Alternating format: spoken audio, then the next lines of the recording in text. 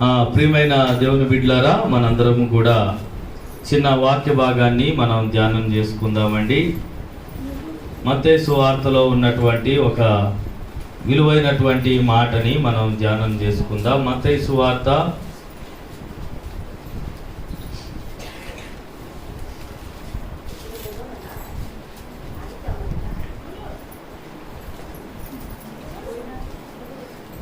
అందరూ కూడా బైబిల్ గ్రంథాలు తెరిచి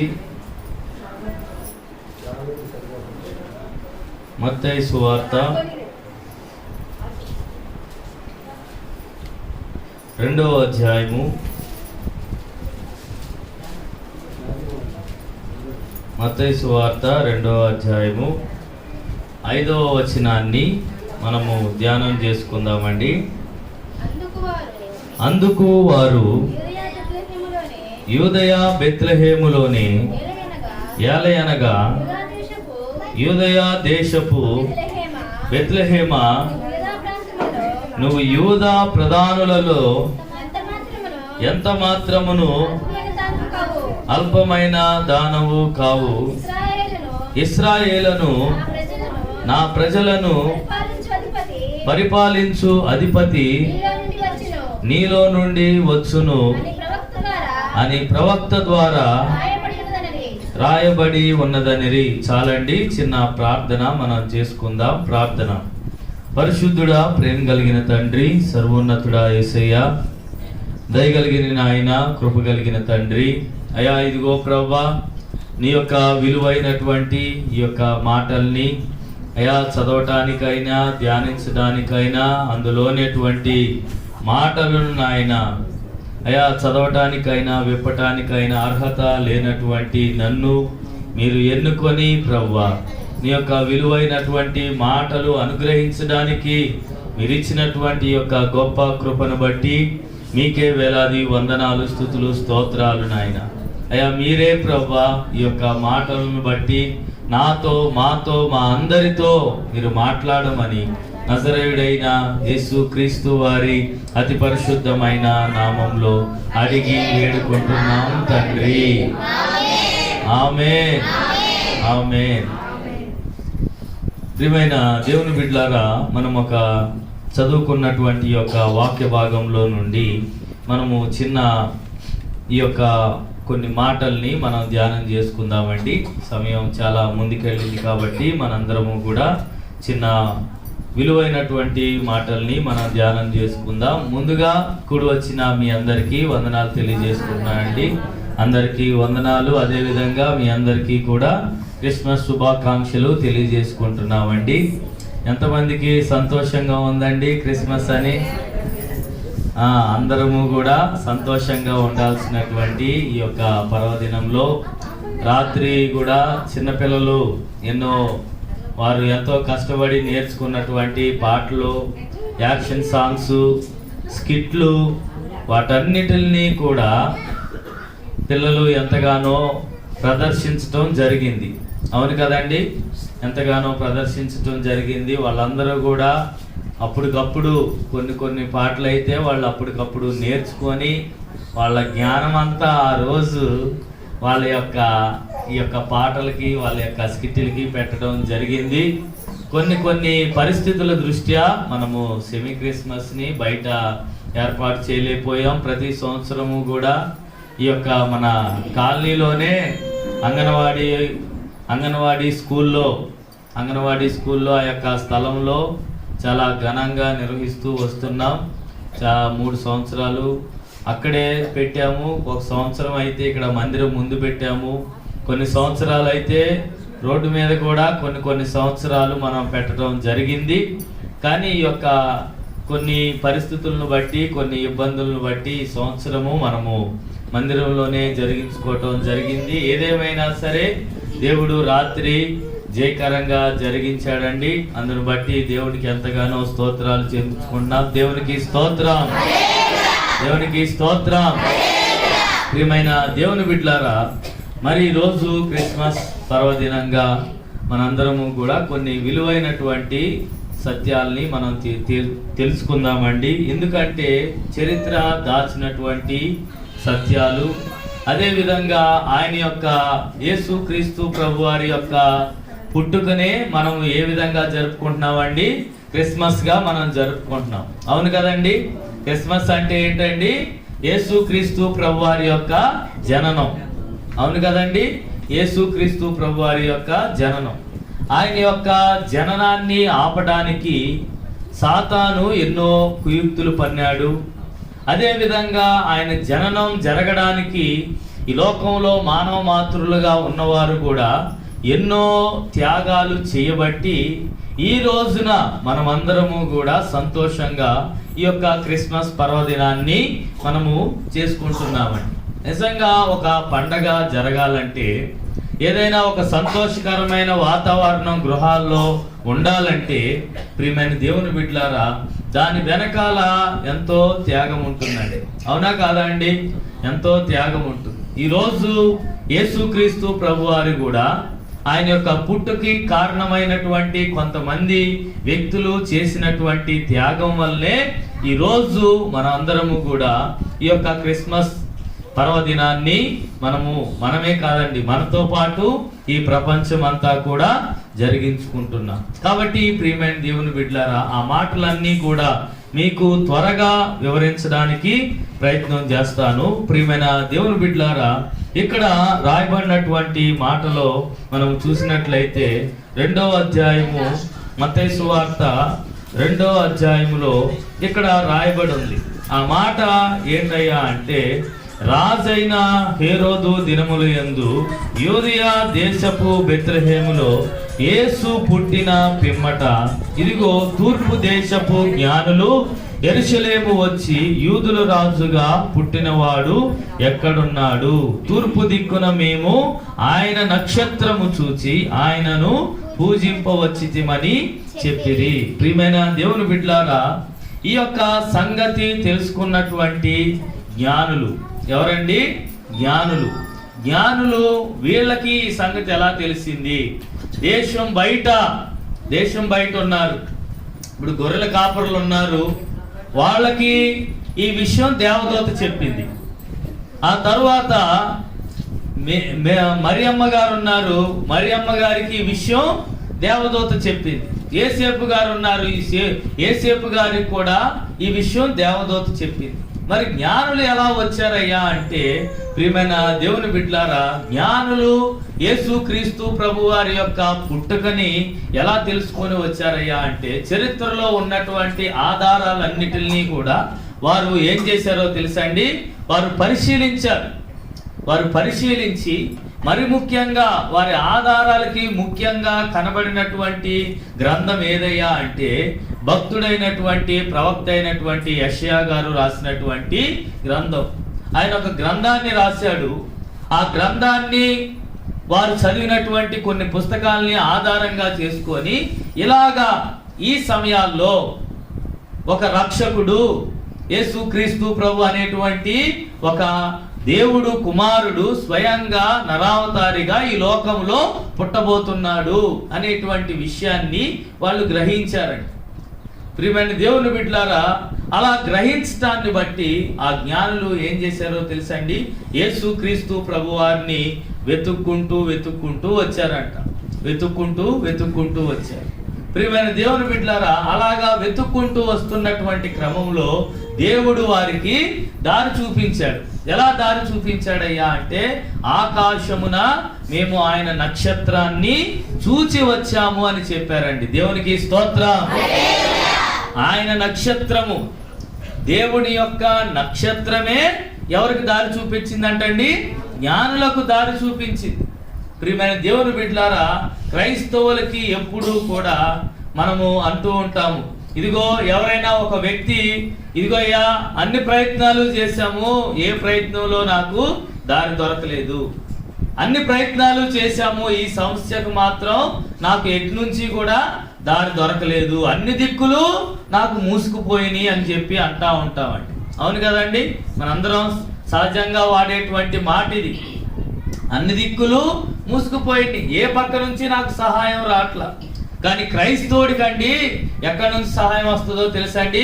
పై నుండి సహాయం వస్తుంది. దేవునికి స్తోత్రం. క్రైస్తవుడు ఎటువైపు చూడాలంటండి? ఆకాశం వైపు చూడాలి. ఆకాశం వైపు కన్నులెత్తి మొరపెట్టాలి. ఎప్పుడైతే ఒక క్రైస్తవుడు నలుదిక్కుల వైపు కాదు చూడాల్సింది, ఇదిగో ఈ పక్కన నా బంధువులు ఉన్నారని అటు చూడటం కాదు. నిన్న రాత్రి ఆ స్కిట్ లో కూడా మనం నేర్చుకుంది అదేనండి. ఆ ఇంటి వాటర్ ఏం చేసిందండి? బంధువుల వైపు చూసింది, అధికారుల వైపు చూసింది, తర్వాత తనకి ఎంతగానో సహాయం చేసిన వాళ్ళ వైపు చూసింది. ఆఖరికి ఆమెకి ఎవరు ఆధారం అయ్యారండి? యేసుక్రీస్తు ప్రభువే ఆధారం అయ్యాడు. ఒక క్రైస్తవుడు కూడా బంధువుల వైపు చూసినప్పుడు అతనికి పరిష్కారం దొరకపోయినా, లేకపోతే నాన్న వాళ్ళ వైపు చూసినప్పుడు అతనికి పరిష్కారం దొరకపోయినా, ఎవరు చేసినా చేయకపోయినా సరే, అన్ని దారులు మూసుకుపోయినా సరే, నువ్వెప్పుడైతే నీ హృదయాన్ని నువ్వు తెరచి దేవుని వైపు చూస్తావో అప్పుడు నీకు మార్గం దొరుకుతుంది. దేవునికి స్తోత్రం, దేవునికి స్తోత్రం. ప్రియమైన దేవుని బిడ్డలారా, ఈ జ్ఞానులకు కూడా ఎటువైపు దొరికిందో తెలుసా అండి? వాళ్ళు చదివారు, పలానా చోట పలానా ప్రాంతంలో అవ్వచ్చు అనుకుంటా వచ్చేసారు.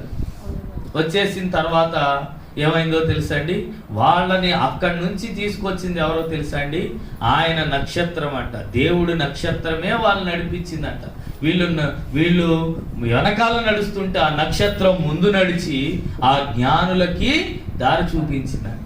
ఆ జ్ఞానులకి దారి చూపించి, ప్రియమైన దేవుని బిడ్డలారా, వారు ఆ నక్షత్రాన్ని బట్టి వెతికి, వారి దగ్గర ఉన్న గ్రంథాలను బట్టి వెతికి, వాళ్ళు యేసుక్రీస్తు ప్రభు దగ్గరికి వచ్చేసరికల్లా యేసుక్రీస్తు ప్రభుకి 3-4 సంవత్సరాలు వచ్చేసినాయి అండి.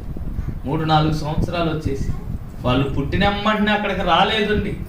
పుట్టినమ్మంటనే వాళ్ళు రాలా.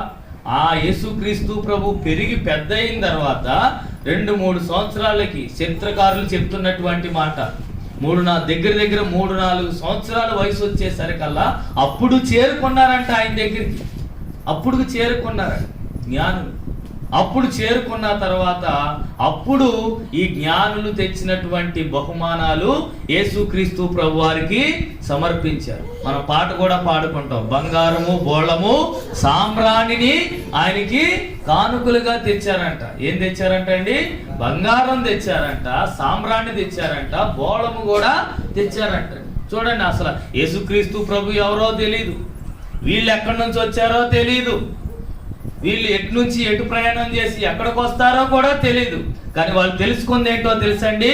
ఆయన యూదుల రాజు, ప్రజల్ని రక్షించడానికి వచ్చినటువంటి రాజు అని వాళ్ళ యొక్క గ్రంథాలను బట్టి వాళ్ళు తెలుసుకున్నారు. ప్రియమైన దేవుని బిడ్డలారా, ఒక క్రైస్తవుడిగా ఆయన పుట్టి చనిపోయిన తర్వాత 2000 సంవత్సరాలు దాటిన తర్వాత ఆయన్ని మనం ఇంకా ఆరాధిస్తున్నామంటేనండి, ప్రియమైన దేవుని బిడ్డలారా, ఆయన్ని మన సొంత రక్షకుడిగా మనం అంగీకరించాలి. మనం సొంత రక్షకుడిగా అంగీకరించాలి. దేవదూత కూడా గొర్రెల కాపరులకు చెప్పినప్పుడు ఈ విషయమే చెప్పింది. ఏమని చెప్పిందో తెలుసండి? దావీదు పట్టణమందు నేడు రక్షకుడు మీ కొరకు పుట్టి ఉన్నాడు. ఎవరి కోసం పుట్టాడంటే రక్షకుడు? మీ కొరకు, అంటే మన కొరకు పుట్టాడంట. దేవదూతల కొరకు కాదు, పరలోకంలో గురించి కాదు, డైరెక్ట్ గా పరలోకం నుంచి వచ్చినటువంటి ఒక దేవదూతే చెప్తుంది, భూమి మీద ఉన్న మీ కొరకే ఆయన రక్షకుడుగా ఉదయించాడు. రక్షకుడు అంటే ఎవరండి? రక్షించేవాడు. దేని నుండి రక్షించేవాడు? పాపం నుండి రక్షించేవాడు, మరణం నుండి రక్షించేవాడు, చీకటి నుండి రక్షించేవాడు, వ్యాధి బాధల నుండి రక్షించేవాడు, నీకు ప్రతి ఒక్క సమస్య నుండి, ఇరుకుల నుండి, ఇబ్బందుల నుంచి నిన్ను తప్పించి పరలోక రాజ్యానికి వారసుడుగా నిన్ను చేసేవాడండి. దేవునికి స్తోత్రం, దేవునికి స్తోత్రం. నిజంగా మనకి డబ్బే అవసరం అయ్యుండుంటే యేసుక్రీస్తు ప్రభు వారు ఎక్కడ పుట్టేవాడో తెలుసండి? ఏ అంబానీ గారి ఇంట్లోనో పుట్టేవాడు. అవును కదండి? ఆయన ద్వారా ఏదో ఒక వ్యాపారం పెట్టేవాడు, ఏదో కంపెనీ పెట్టేవాడు, అందరికీ డబ్బు కావాలి అని ఏదో ఒక పనిని ఆయన రూపంలో మనకి అందించేవాడు. లేదు, నిజంగా ఒక మనిషికి ఆరోగ్యమే అవసరం అయి ఉంటే ఏదో ఒక వైద్య శాస్త్రానికి తెలిసినటువంటి వైద్యుల కుటుంబంలో ఆయన పుట్టేవాడు. వైద్యమే మనకు అవసరం అనుకుంటే వైద్య శాస్త్రానికి సంబంధించినటువంటి ఒక కుటుంబంలో పుట్టేవాడు. ఏ అపోలో హాస్పిటల్స్ హెడ్ ఇంట్లోనో, ఆ అధిపతి ఇంట్లోనో పుట్టేవాడు. కానీ మానవుడికి కావాల్సింది డబ్బో, వైద్యమో, ఉద్యోగమో, లేకపోతే ఇంకోటో కాదండి. మానవుడికి కావాల్సింది ఏంటో తెలుసండి? రక్షణ. ఏం కావాలండి? రక్షణ. మన శరీరాన్ని మనం కాపాడుకుంటున్నాం, మన శరీరాన్ని బాగానే చూసుకుంటున్నాం. మరి మన ఆత్మ సంగతి ఏంటి? నీ ఆత్మని సాతానుగాడు ఎప్పుడో ఈ లోకాధిపతిగా ఆయన ఉంటూ ఏం చేశాడో తెలుసండి? దాన్ని స్వాధీనం చేసుకున్నాడు. నరుని హృదయము చిన్నప్పటి నుంచే ఏమైపోయిందంట అండి? చెడిపోయిందంట. నరుని హృదయము చిన్నతనం నుంచే చెడ్డదని చెప్పి దేవుని యొక్క వాక్యం చెప్తుంది. నరుని హృదయాలోచనలు బాల్యము నుండే చెడ్డవని చెప్పి దేవుని యొక్క వాక్యం చెప్తుంది. మనిషిని యొక్క ఆలోచన విధానం మార్చడానికి, పాపపు జీవితాన్ని మార్చడానికి ఆయన ఎలా పుట్టాడండి? ఒక రక్షకుడుగా ఆయన ఈ లోకానికి అవతరించాడు. నిజంగా ఆయన అన్ని ఉన్న సౌకర్యాలు ఇంట్లో పుట్టుంటే ఏ మా సాధారణమైనటువంటి వ్యక్తి ఎవరో కూడా వెళ్ళేవాడు కాదండి. ఏదన్నా ఒక పెద్ద ప్రధానమంత్రి ఇంట్లోనో లేకపోతే పెద్ద రాజకీయ నాయకుడి ఇంట్లో పుట్టాడు అనుకోండి, మనలాంటి వాళ్ళం వెళ్ళేవాళ్ళం కాదు. ఆ పశువుల పాకలు ఎవరున్నారంట? గొర్రెల కాపర్లు ఉన్నారంట, జ్ఞానులు ఉన్నారంట, మరియమ్మ గారు, యేసేపు గారు, దేవదూతలు కూడా ఉన్నారంట. చూడండి, గొర్రెల కాపరులకి కనబడడానికి మొట్టమొదటిగా ఈ వార్త తెలిపింది ఎవరికో తెలుసండి? గొర్రెల కాపరులకే తెలిపిందండి దేవదూత గారు. మరియా, యేసేపుల తర్వాత ఈ వార్త ఎవరికి తెలిసిందండి? గొర్రెల కాపరులకే తెలిపింది. వారిని వెళ్ళి దర్శించింది. వాళ్ళని అడగలా. వాళ్ళ మానాన వాళ్ళు ఏదో గొర్రెలను కాసుకుంటా ఉంటుంటే, మేత వేసుకుంటా ఉంటుంటే ఏం చేశారండి? దేవదూత అక్కడికి వెళ్ళి దేవదూతే ప్రత్యక్షమయ్యి దేవదూతే చెప్పింది. ఆ గొర్రెల కాపరులు భయపడిపోయారు. దేవదూత సడన్ గా అర్ధరాత్రిలో వాళ్ళు చిన్న చలిమంట వేసుకుంటే చలిగా ఆగుతున్నారు. గొర్రెలేమో మేత వేస్తున్నాయి. మేత వేస్తుంటే సడన్ గా ఒక దేవదూత, ఎవరండి ఆ దేవదూత పేరు? గాబ్రియేలు దేవదూత వచ్చింది. గాబ్రియేలు దేవదూత రంగాల్లో వాళ్ళు ఏమైపోయారంటండి? మిక్కిలి భయపడిపోయారంట. భయపడటం కాదు, మిక్కిలి అంటే ఎక్కువగా, బాగా భయపడిపోయారు. ఎందుకంటే ఒక దేవదూత స్వరూపం చూడటానికి ఏ మానవుడు కూడా అదృష్టం చేసుకునేటటువంటి రోజులు కాదండి అవి. అర్థమవుతుందండి? ఒక దేవదూత స్వరూపాన్ని చూడటానికి ఏ మానవుడు కూడా అదృష్టం చేసుకున్నటువంటి రోజులు కాదు. ఈ రోజులు అసలే కాదు. ఆ రోజుల్లో ఫోన్లు ఉన్నాయా? టీవీలు ఉన్నాయా? సినిమాలు ఉన్నాయా? మరి ఈ రోజుల్లో ఇవన్నీ ఉన్నాయి. ఈ రోజుల్లో ఇవన్నీ ఉన్నాయి కాబట్టి మన కంటిని లోకం నుంచి తిప్పుకోలేకపోతున్నాం. కాబట్టి దేవదూతల దర్శనం మన కంటికి రావట్లా. అర్థమవుతుందండి? పొద్దున్న చూస్తే న్యూస్ పేపర్లో మనం ఏం చూస్తున్నాం? చావులు చూస్తున్నాం, మరణాలు చూస్తున్నాం, అత్యాచారాలు, మానభంగాలు అంటూ ఎక్కడ లేని, కంటి ముందు కనబడకూడనటువంటి పాపం అంతా ఎక్కడ కనబడుతుందండి? మన కంటికే కనబడుతుంది. టీవీల్లో ఉన్నటువంటి పాపం, ఫోనుల్లో ఉన్నటువంటి పాపం, అన్ని పాపాలతో ఈ కన్నుని మనం పాడు చేసేసుకుంటే ఇక దేవుడి దర్శనాలు ఏమొస్తాయి? దేవదూతల దర్శనాలు ఏమొస్తాయండి? ఆ గొర్రెల కాపరులండి, వాళ్ళు అర్ధరాత్రి గొర్రెలు కాసుకుంటుంటే గాబ్రియేలు దూత వారి మధ్యలో బహు ప్రకాశమానంగా వెలుగుతుందంట. దేవునికి స్తోత్రం, దేవునికి స్తోత్రం. ప్రియమైన దేవుని బిడ్డలారా, ఒక్క దేవదూత ఆ స్థలానికి వస్తే దగ్గరగా చుట్టుపక్కల 10 ఎకరాల వరకు వెలుగు వచ్చేసిందంటండి. వెలుగు కమ్మేసుకున్నాడు. ఒక దేవదూత మహిమా వస్త్రాలు చూస్తేనండి ఈ లైట్లు అవసరం లేదండి. చిమ్మ చీకట్లో కూడా 10 ఎకరాలకి లైటింగ్ ఇవ్వగలిగినటువంటి కాంతివంతమైనటువంటి వస్త్రాలు దేవదూతలు ధరిస్తాయి. దేవునికి స్తోత్రం, దేవునికి స్తోత్రం. ఒక్కొక్క దేవదూత 10 మూరలు ఎత్తుంటుందండి. ఎన్ని మూరలండి? 10 మూరలు ఎత్తుంటుంది. 10 మూరలు ఎత్తున్నటువంటి ఒక దేవదూత ఖడ్గం పట్టుకొని అంత ప్రకాశమానమైనటువంటి వెలుగుతో ఆ 4-5 ఉన్నటువంటి గొర్రెల కాపరుల మధ్యలో చెమ్మ చీకట్లో అర్ధరాత్రిలో నిలబడితే ఆ తేజోమానమైనటువంటి ఆ ప్రకాశానికి వాళ్ళు ఏమైపోయారంటండి? భయపడిపోయారు. మానవ మాతృలకు అందనటువంటి దర్శనం, ఈ తరం వారికి దొరకనటువంటి దర్శనం అది. ప్రియమైన దేవుని బిడ్డలారా, అంత గొప్ప అదృష్టాన్ని ఎవరు చేసుకున్నారండి? గొర్రెల కాపరులు చేసుకున్నారు. గొర్రెల కాపరులు చేసుకున్నారు. ఈ రోజున నా కళ్ళు ఏమైపోయినాయో తెలుసండి? పాపాన్ని చూస్తూ, లోకాన్ని చూస్తూ, లోకంలో ఉన్న వాటిని ఆనందిస్తూ మన కళ్ళు ఏమైపోయినాయో తెలుసండి? లోకాన్నే చూస్తున్నాయి. మన మనోనేత్రాలు తెరవబడట్లా. మనం మనోనేత్రాలు తెరవబడట్లేదండి. వాళ్ళు అంత పరిశుద్ధంగా బ్రతికారు. ఈ రోజు నీ కన్నును చెడగొట్టడానికి ఎన్ని యంత్రాలు వచ్చేసినాయో! ఫోన్లు, టీవీలు, సినిమాలు, వాల్ పోస్టర్లు. మా ఆత్మీయ తండ్రి గారు అంటారు, వాల్ పోస్టర్ చూసినా నువ్వు ఆ రోజును తప్పొప్పుకొని దేవునికి క్షమాపణ అడగాల్సిందే. ఏంటంటే గోడ కంటించిన వాల్ పోస్టర్ చూసిన ఆడవాళ్ళనైతే చందన బ్రదర్స్ యాడ్ చూసినా సరే నువ్వు ఆ రోజు దేవుడి ముందు కళ్ళుతో నేను పాపం చేశానని తప్పొప్పుకోవాల్సిందే అని చెప్తాడండి మా ఆత్మీయ తండ్రి గారు. కంటిని అంత శుభ్రంగా చూసుకోవాలి. చీర వైపు వెళ్ళిందా, అలంకారం వైపు వెళ్ళిందా నీ మనసు? దేవుడు చూడదేంటి నీ కన్ను? మనసు వైపు, దేవుని వైపు మనసు పెట్టదేంటి నీ మనసు అని ఆయన చాలా స్ట్రిక్ట్గా అడుగుతాడండి ఆత్మీయ తండ్రి గారు. ఒక వాల్ పోస్టర్ చూసినా సరే మమ్మల్ని ఊరుకోరు. ప్రియమైన దేవుని బిడ్డలారా, అలాంటి లోకంలో దేవుని యొక్క దర్శనం పొందటం అది ఏమైపోతుందో తెలుసా అండి? కత్తి మీద సాములాగా అయిపోతుంది. భక్తి కూడా అలాగే అయిపోయింది, కత్తి మీద సాములాగే అయిపోయింది.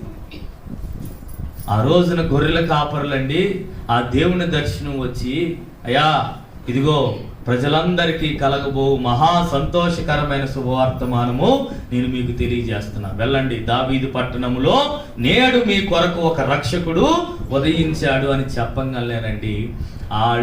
ఆ గొర్రెల కాపరులండి ఆ గొర్రెల మందలన్నిటిని వదిలేసి ఎక్కడికి వెళ్ళారో తెలుసండి? ఆ పశువుల పాక దగ్గరికి యేసుక్రీస్తు ప్రభువారిని చూడటానికి వెళ్ళారండి. దేవునికి స్తోత్రం, దేవునికి స్తోత్రం. దేవుడు నిన్ను దర్శించినప్పుడు నువ్వు ఎలాంటి త్యాగానికైనా నువ్వు సిద్ధపడతావు. నాది నా సొంతం అని నువ్వు ఆలోచించు. వాళ్ళు వదిలేశారు ఆ క్షణంలో.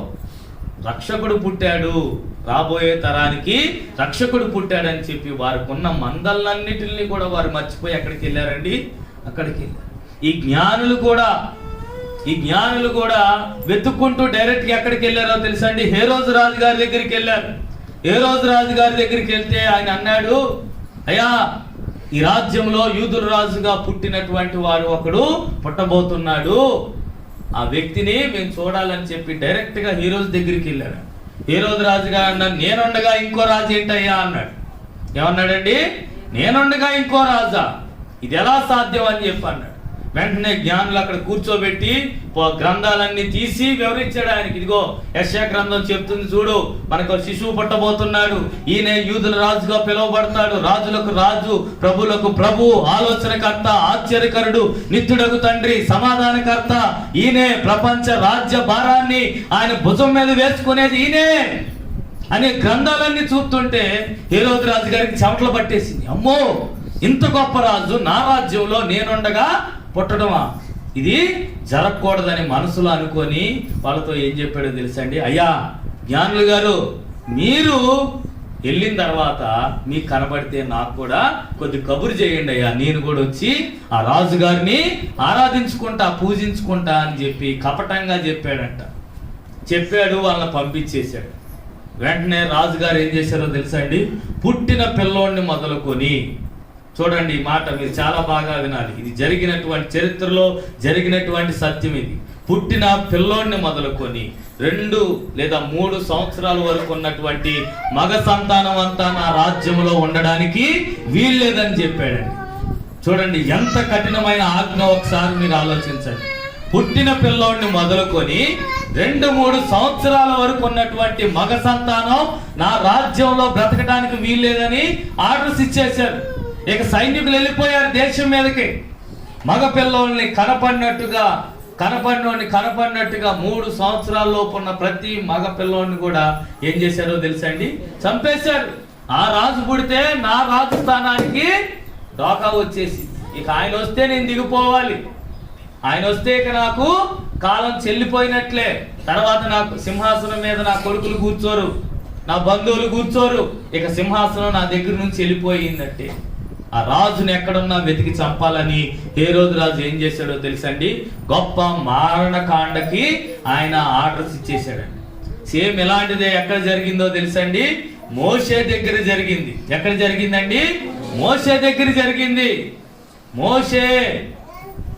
మోషే కూడా ఆయన బ్రతకకూడదు, తన ప్రజలకి విడుదల రాకూడదు, తన విడుదల జరిగితే దేవుని ప్రజలందరూ కూడా స్వాస్థ్యంలోనికి వెళ్ళిపోతారు అనేటువంటి ఆలోచనతో సాతానుగాడు ఏం చేశాడో తెలుసండి? రాజును ప్రేరేపించి ఈ యొక్క ఆజ్ఞని బయలువెళ్ళేలాగా చేశాడండి. ఆ టైంలో కూడా అలాగే జరిగింది, ఈ టైంలో కూడా ఇలాగే జరిగింది. ఎందుకో తెలుసా? యేసుక్రీస్తు ప్రభు పుడితే తన ప్రజలకి రక్షణ వస్తుంది అని సాతాను కపటోపాయంగా ఏం చేశాడో తెలుసండి?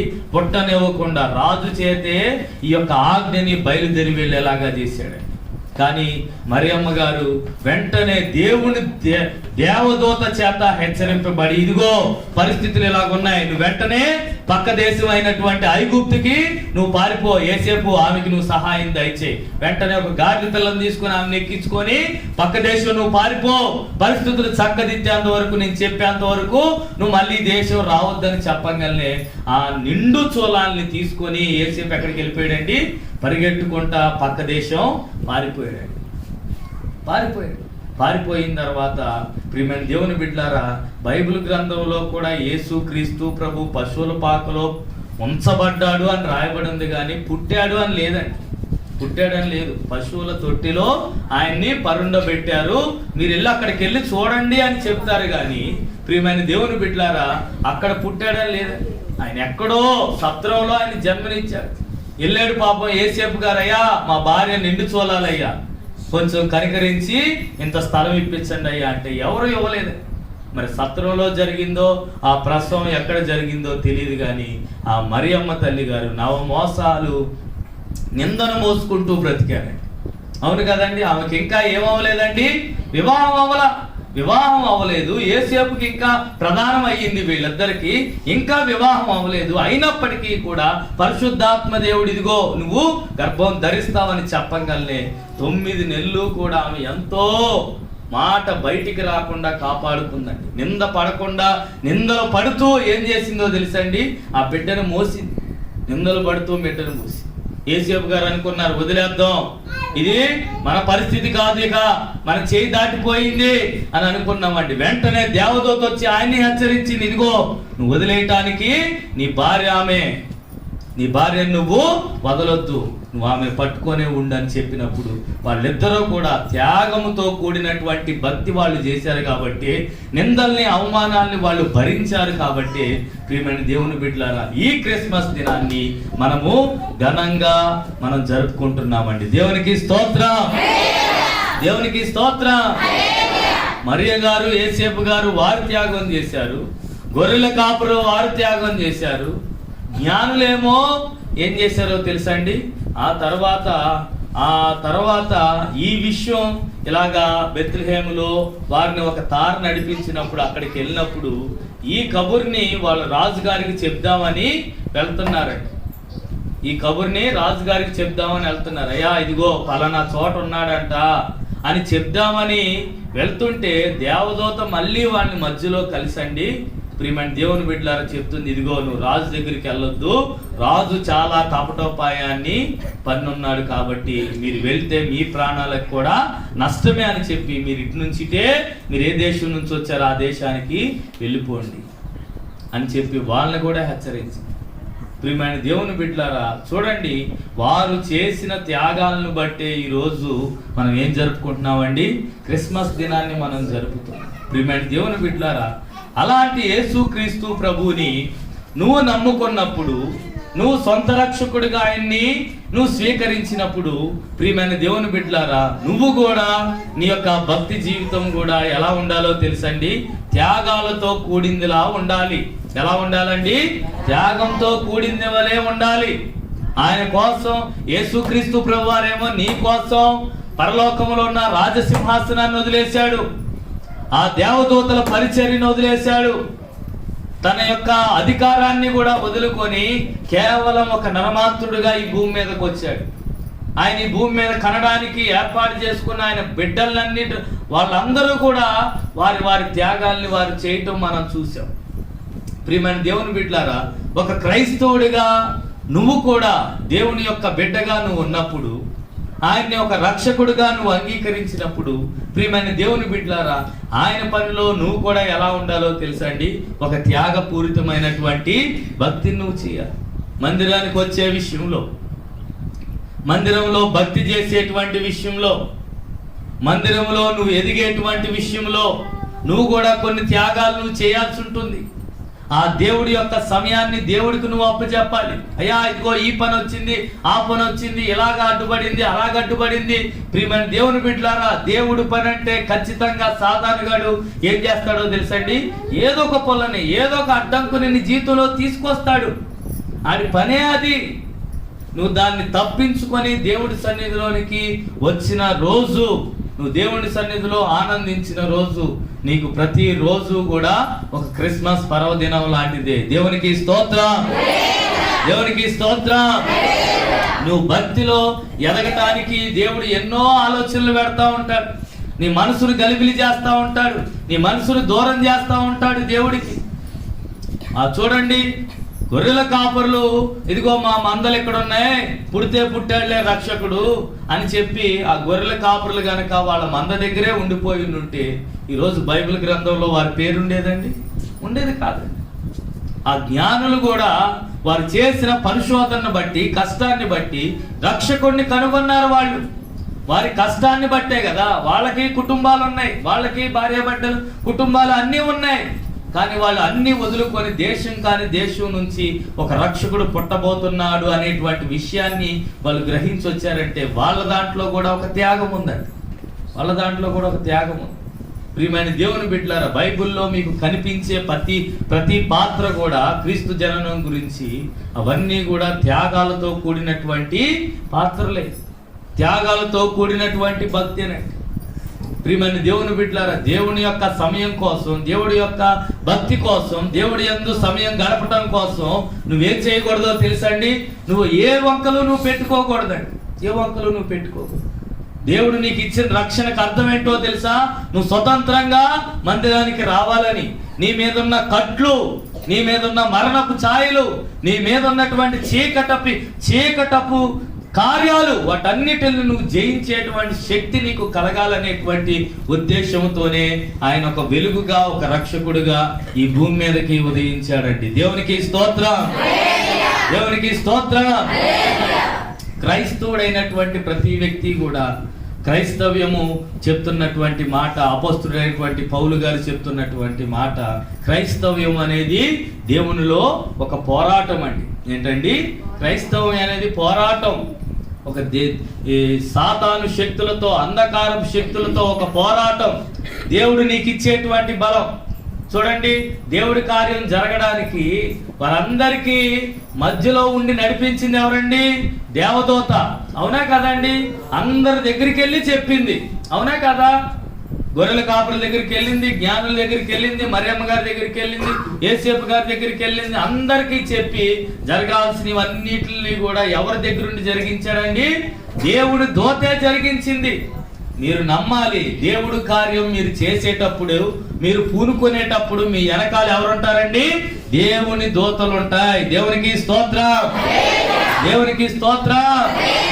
దేవుని దూతలు ఖచ్చితంగా మీరు ఉంటాయండి. మీరు దాన్ని గమనించకపోవచ్చు, లేక మన మనోనేత్రాలకి అది అర్థం కాకపో ఉండొచ్చు, కానీ నీ వెనకాల కాపాడేది నిన్ను ఎప్పుడూ ఉంటుందండి ఒక దేవదూత. దేవుని బిడ్డగా జీవిస్తున్న నువ్వు, ఆయన కోసం కష్టాలు ఎదుర్కొంటున్న నువ్వు, ఆయన కోసం త్యాగాలు చేస్తున్నటువంటి నువ్వు ఖచ్చితంగా దేవుని దూత యొక్క కాపుదనలో ఉన్నావని మనం మర్చిపోకూడదండి. దేవునికి స్తోత్రం, దేవునికి స్తోత్రం. ప్రియమైన దేవుని బిడ్డలారా, అలాంటి కాపుదల నీకు నాకు మనందరికీ ఉండునుగాక. దావీదు పురమందు మనందరి కోసం ఒక రక్షకుడు ఉదయించాడు. ఆయన తాత్పర్యం ఏంటయ్యా అంటే, నమ్మి ఆయన్ని బాప్తిస్మం పొందాలి. నశించిపోతున్న వారిని వెతికి రక్షించడానికే ఆయన ఈ భూమి మీదకి వచ్చాడు. ఎక్కడికి వచ్చాడండి? నశించిపోతున్న దాన్ని వెతికి రక్షించడానికి ఆయన భూమి మీదకి వచ్చాడు. నశించిపోతున్నారంట మానవ జనాలు. దేవుడు తెలియక, సత్యం తెలియక, అసలు సిసలైనటువంటి మార్గము తెలియక లోకం అనే మార్గంలో వెళ్ళిపోతున్నారు. కానీ మన దేవుడు అంట వెతుకుతున్నాడంట ఒక్కొక్కరిని. ఎవరినండి? ఒక్కొక్కరిని వెతుకుతూ పట్టుకున్నాడంట. ఇంతమందిలో ఉన్నామే మూలపాడు గ్రామం. ఓట్లు వేసేటప్పుడు చూడండి ఎంతమంది వస్తారు. అందరూ ఒకలెనకాల ఒకళ్ళ లైన్లో నిలబడతా ఉంటాం. అవును కదండి? వాళ్ళల్లో క్రైస్తవుల్ని మనం ఏళ్ల మీద లెక్క పెట్టవచ్చు. అవునా కాదా? ఏళ్ల మీద లెక్క పెట్టవచ్చు. మనం అలా ఉన్నామంటేనండి దేవుడు ఒక్కొక్కరిని ఏరాడండి. నిన్నేరాడు, నీ కుటుంబంలో ఉన్న నన్నేరాడు. బాబు నువ్వు ఇది కాదు బ్రతకాల్సింది, లోకంలో కాదు దేవుళ్ళో బ్రతకాల్సిందని నిన్ను నన్ను వెతికంట, వెంటాడంట, రక్షించాడంట. ఆ రక్షణ మనందరికీ కూడా రావడానికి కారణం నీ వెనకాల ఎన్నో దేవదూతలు పనిచేస్తేనే గాని, దేవుడి యొక్క వెలుగు నీ మీద కురిపించబడితేనే గాని రక్షణ మనకు రాలా. దేవునికి స్తోత్రం, దేవునికి స్తోత్రం. అలాంటి రక్షణని మనం నిర్లక్ష్యం చేయకూడదు. తీసుకున్న వారం అంతం వరకు నమ్మకంగా నిలబడదాం. తీసుకున్నటువంటి వారం తీసుకొని దేవుణ్ణి ఘనపరుద్దాం. దేవుడి యొక్క కొద్ది మాటల్ని దీవించి ఆశీర్వదించునుగాక. ఆమేన్, ఆమేన్. ప్రార్థన చేసుకుందాం.